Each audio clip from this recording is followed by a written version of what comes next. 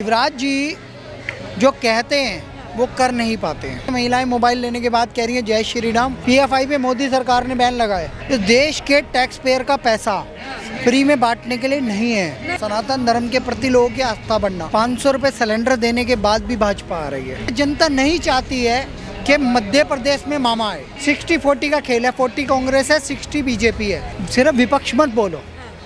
मूर्खों का सरदार कि इंडिया अलायंस के गुरु कौन है? राहुल गांधी। पप्पू ही तो है। तुम्हारे अंदर वो गुण है नहीं, ना पप्पू में, ना मल्लिकार्जुन खड़गे में। प्रधानमंत्री के उस वक्तव्य को सार्थक बनाती है जो उन्होंने लाल किले पे दिया था। भारत सोने की चिड़िया नहीं, सोने का शेर बनेगा। सब्जी बेचने वाले को भी टिकट दिया गया है। भाजपा पार्टी नहीं, परिवार है। 2024 रामलला हमारे हैं, मंदिर वहीं बनाने को ये मुंह तोड़ जवाब है। नमस्कार दर्शकों, मैं आपके साथ अपूर्वा चौधरी और आप देख रहे हैं पब्लिक फर्स्ट।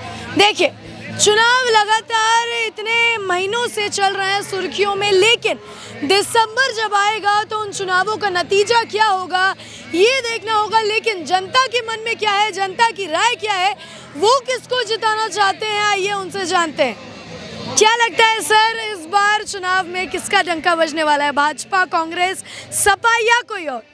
इंडिया अलायंस 50-50 जी, एनडी और एनडीए 50-50। उसका रीज़न ये है मैडम कि अभी इन लोगों ने इस तरीके की वो कर दी है अपना मैनिफेस्टो में जो मांगे कांग्रेस वालों ने मैडम, ये फ्री दे देंगे, वो फ्री दे देंगे। और उसके अलावा जो पहले इनकी सरकारें चल रही थी उन्होंने भी भाई कुछ ऐसी चीज़ें दी हैं जिसकी वजह से वो दोबारा कुछ स्टेटों में आ रहे हैं। लेकिन भाजपा पूरी मेहनत कर रही है। मैंने अभी देखा उन्होंने इस तरीके की मैनेजमेंट करी हुई है कि उन्हें हराना मुश्किल है। हाँ, मैं उनके लोगों से भी मिला हूँ। वो कहते हैं केंद्र में हम मोदी को देखना चाहते हैं, लेकिन स्टेट में तेलंगाना में फ्री का इतना माल देता है तो वो कहते हैं कि ऐसे माल को क्यों छोड़े हम, फ्री में जो मिल रहा है। लाखों रुपया, 10 लाख रुपए किसी कम्युनिटी को देते हैं, वो भूल जाते हैं। अब मुसलमानों को भी 10-10, 20-20 लाख रुपए बांट रहे हैं। तो इन लोगों कांग्रेस ने भी वहाँ कहा है कि मैनिफेस्टो में 1 लाख रुपए महिलाओं को देंगे और 1 तोला सोना देंगे। मैडम, इस तरीके की स्कीमें जब मिलनी शुरू हो जाती है ना तो फिर कोई भी वोट देने लगता है। मुझे लगता है चुनाव आयोग को थोड़ा सख्त होने की ज़रूरत है। अगर कोई भी पार्टी अपने मैनिफेस्टो में कहती है हम ये फ्री दे देंगे, वो फ्री दे देंगे, तो उसका एक ब्लूप्रिंट दे। जैसे 8 लाख करोड़ रुपए कर्ज है एक राज्य पे, तमिलनाडु पे, 6 लाख करोड़ है शायद तेलंगाना पे। अगर वो 10 लाख करोड़ होता है, अगर वो 15 लाख करोड़ होता है, तो चुनाव आयोग को तुरंत संज्ञान लेना चाहिए। मतलब आप ये कह रहे हैं कि जुमलेबाजी नहीं होनी चाहिए? जुमलेबाजी कोई भी करे नहीं होनी चाहिए, चाहे वो भाजपा भी हो। इस देश के टैक्स पेयर का पैसा फ्री में बांटने के लिए नहीं है। नहीं। हाँ, जीत के कारण है फ्री की चीज़ें। अच्छा, मुद्दे। हाँ, अभी आपने एक चीज़ कही कि राजस्थान में तो आ ही रही है भाजपा, क्लीन ये है, लेकिन ये तो सर पहले से है कि हर 5 साल में राजस्थान की सरकार बदलती है, तो इसमें कौन सी नई बात है कि भाजपा आ रही है? देखिए, इसमें नई बात ये है 500 रुपये सिलेंडर देने के बाद भी भाजपा आ रही है। अच्छा। क्योंकि अभी 1 साल पहले, 1 साल भी नहीं, 6 महीने पहले से अशोक गहलोत जी ने चालू कर दिया, महिलाओं को मोबाइल देना शुरू कर दिया। वो बात अलग है, महिलाएं मोबाइल लेने के बाद कह रही हैं जय श्री राम, हम मोदी को ही वोट देंगे, कमल खिलाएंगे। एक्चुअल में बात ये हो रही है। और राजस्थान की स्थिति ये है, वहाँ पे कन्हैया लाल की हत्या के बाद हिंदुओं में आक्रोश है। और एक दिन इन्होंने नमाज अदा करवाई थी 100 लाउड स्पीकर लगा के जयपुर में। आपको पता है करौली दंगे हुए थे, वो पीएफआई ने करे थे। पीएफआई पे मोदी सरकार ने बैन लगाया, लेकिन अशोक गहलोत ने कोटा में उन्हें परमिशन दी थी रैली करने की। अशोक गहलोत ने ईद के दिन, जिनका उनका बर्थडे था 2022 की या 21 की बात है, उस दिन वहाँ दंगे हो रहे थे जो उनका कॉन्स्टिट्यूंसी है। तो मैं यही कहना चाहूँगा, उनकी हार का कारण है हिंदुत्व विरोधी नीतियाँ, कन्हैया लाल की हत्या, मुस्लिम तुष्टीकरण और जो प्रखंड रूप से हिंदुत्व का बढ़ना, सनातन धर्म के प्रति लोगों की आस्था बढ़ना, ये कारण है। हाँ, है हिंदू स्टेट पूरा मध्य प्रदेश, लेकिन मध्य प्रदेश में एंटी इनकम्बेंसी है अपना ये जो शिवराज सिंह चौहान जी है उनको लेके। और शिवराज सिंह चौहान ही हैं जिनकी वजह से भाजपा को अगर सीटें कम आती है तो उन्हीं के कारण से। हाँ, मोदी को, ऐसा क्यों लगता है? मोदी को लेके तो कोई दिक्कत नहीं है, पर शिवराज सिंह चौहान 17-18 सालों से मुख्यमंत्री हैं, तो वहाँ के लोग उब गए हैं। एक समय के बाद होता है ना भैया, प्रोडक्ट पुराना हो गया है। मोदी के साथ ऐसा नहीं है। मोदी को तो तीसरी बार लोकसभा जिता रहे हैं लोग, लेकिन शिवराज सिंह चौहान की जगह अगर ये खेलते सिंधिया के चेहरे पे या किसी और चेहरे पे तो जीत जाते क्लीन स्वीप। अभी भी जीत जाएंगे, पर बहुत टफ कंपटीशन है, 2, 3, 5 सीटों का फर्क रहेगा। हाँ, देखिए, आपने कहा कि शिवराज सिंह जो हैं उनसे लोग बोर हो गए क्योंकि वो 18 सालों से हैं, तकरीबन 18 साल। और मोदी जी अगर इस बार प्रधानमंत्री बनते हैं तो ये हैट्रिक होगी। तो मोदी जी से जब लोग नहीं उबे तो शिवराज जी से क्यों उब गए, क्यों लगता है आपको? शिवराज जी जो कहते हैं वो कर नहीं पाते हैं। जैसे कि आपको एक बात बताता हूँ, उदाहरण स्वरूप योगी आदित्यनाथ जी हैं, पहली बार मुख्यमंत्री बने 2017 में भी 2017 में वो चुनाव जीते। 5 साल बाद ही 2022 में जब वो दूसरा चुनाव लड़ रहे थे, उन्हीं के चेहरे पे यूपी योगी उपयोगी किसने बोला? मोदी जी ने। कंधे पे हाथ किसने रखा? मोदी जी ने। लोगों ने क्या आवाज़ उठाई? बुलडोजर बाबा का मॉडल लाओ, योगी को प्रधानमंत्री बनाओ, अगला प्रधानमंत्री योगी। जबकि बनेंगे मोदी जी। क्या 18 साल में ऐसी आवाज़ शिवराज सिंह चौहान के लिए उठाई गई? सोच के देखो आप। ये है परसेप्शन का खेल। अच्छा, जनता चाहती है कि योगी आए यूपी में, वैसे जनता नहीं चाहती है कि मध्य प्रदेश में मामा आए। अच्छा, हाँ, लेकिन देखिए शिवराज जी, जब मैं एमपी की वीडियोस देखती हूँ या लोगों से बात करती हूँ जो मध्य प्रदेश के हैं, तो वो ये कहते हैं कि मामा जो है बहुत सारी योजनाएं लाएं, चाहे वो लाडली बहना योजना हो, चाहे महिलाओं का सोचना हो। तो शिवराज जी इतना सोच रहे हैं, उसके बावजूद भी उनकी उतनी लहर नहीं है, क्यों? देखिए लाडली बहना योजना तक ठीक है, अच्छी योजना है, लोग एक्सेप्ट भी कर रहे हैं, महिलाएं, माताएं, बहनें। अभी उन्होंने ओमकारेश्वर जी जो हमारे आदिगुरु शंकराचार्य जी की प्रतिमा भी लगवाई, अच्छा काम किया। नर्मदा के लिए भी मैं उज्जैन में गया था, तब भी अच्छा काम था। कुंभ में बातें मैटर ये नहीं करती है, काम तो अच्छा भाजपा भी कर रही थी। मोदी तुझसे बैर नहीं, वसुंधरा तेरी खैर नहीं, राजस्थान में हारी थी कि नहीं हारी भाजपा, वैसे ही मोदी तुझसे बैर नहीं, शिवराज तेरी खैर नहीं के नारे लग रहे हैं। मैडम, फ्री तो कांग्रेस भी दे ही रही है ना। लाडली बहना योजना आपने चला दी, क्या कांग्रेस वहाँ कुछ नहीं देगी? उन सब जनता तक पहुँच कौन रहा है? कांग्रेस की रीच अभी ज़्यादा है और मध्य प्रदेश में एक बड़ा पलटवार हो सकता है, लेकिन अभी भी 60-40 का खेल है। 40 कांग्रेस है, 60 बीजेपी है। एंड मौके पे कुछ हो जाए तो पता नहीं, कुछ कह नहीं सकते।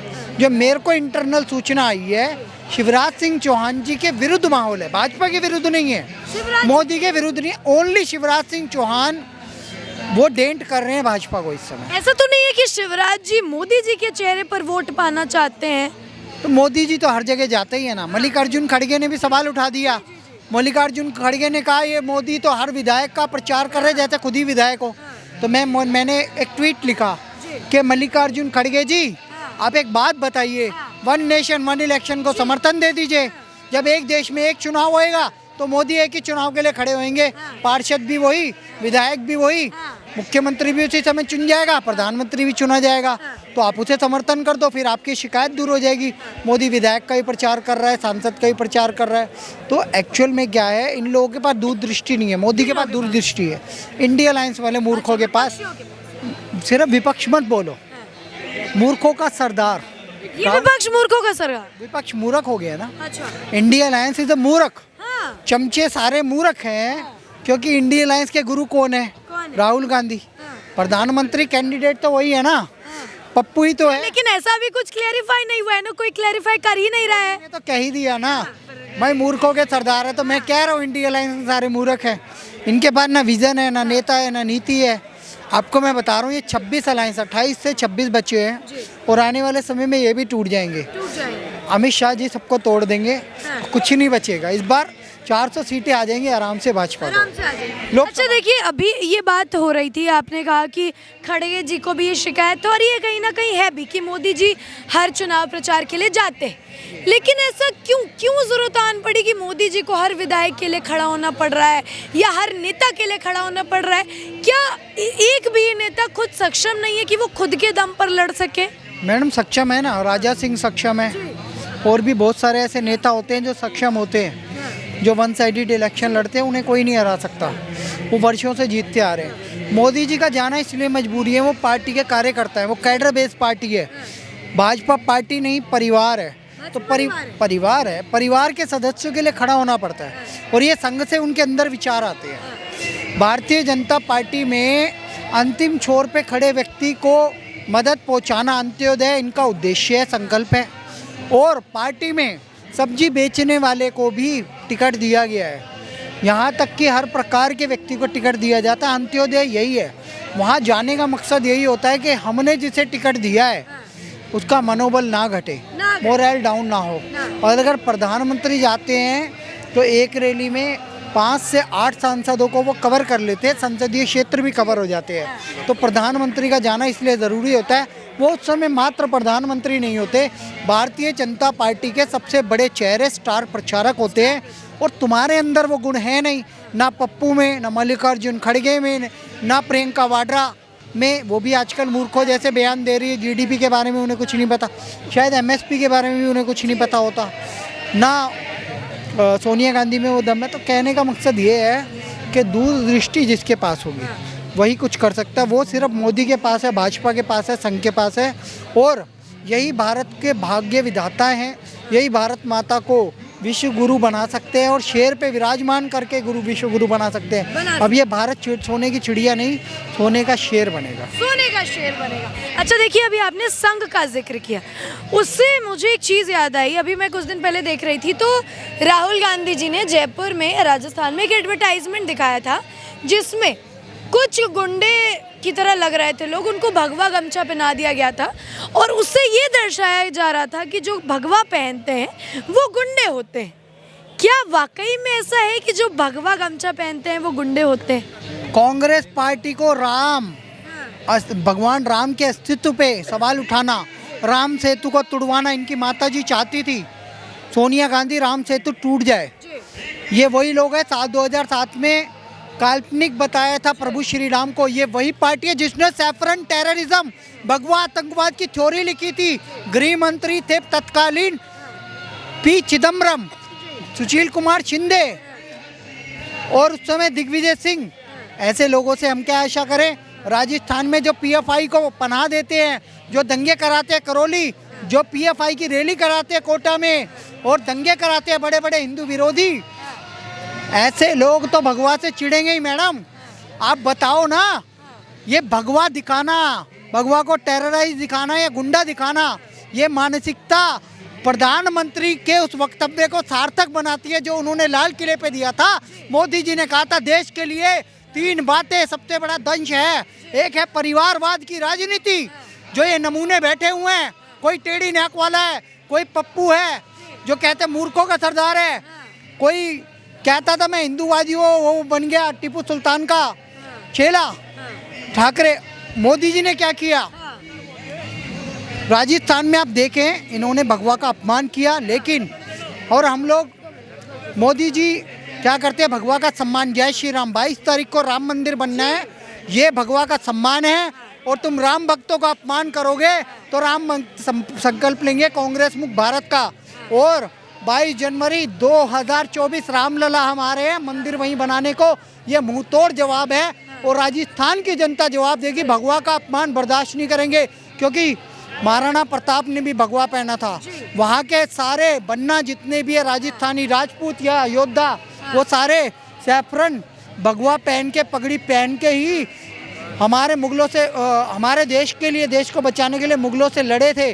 और भगवा सरफरोशी की तमन्ना अब हमारे दिल में। ये भी हमारे क्रांतिकारियों ने भगवा पहन के कहा था मेरा रंग दे बसंती चोला। तो भगवे का अपमान बर्दाश्त नहीं करेंगे। भगवे का जो अपमान करेगा वो कांग्रेस को हम भारत मुक्त कर देंगे। मुक्त कर देंगे। ठीक है, बहुत बहुत धन्यवाद। तो देखिए, ये आप चुनाव पर राय जान रहे थे कि क्या इस बार भाजपा आएगी, क्या इस बार कांग्रेस आएगी या कोई और पार्टी आ सकती है। राय आपने जानी, आपकी क्या राय है कमेंट सेक्शन में अपनी राय अवश्य बताएं। बहरहाल मुझे यानी अपूर्वा चौधरी को इजाज़त दीजिए, अगली वीडियो में आपसे ऐसे ही मिलूंगी। बहुत बहुत धन्यवाद। जय हिंद, जय भारत।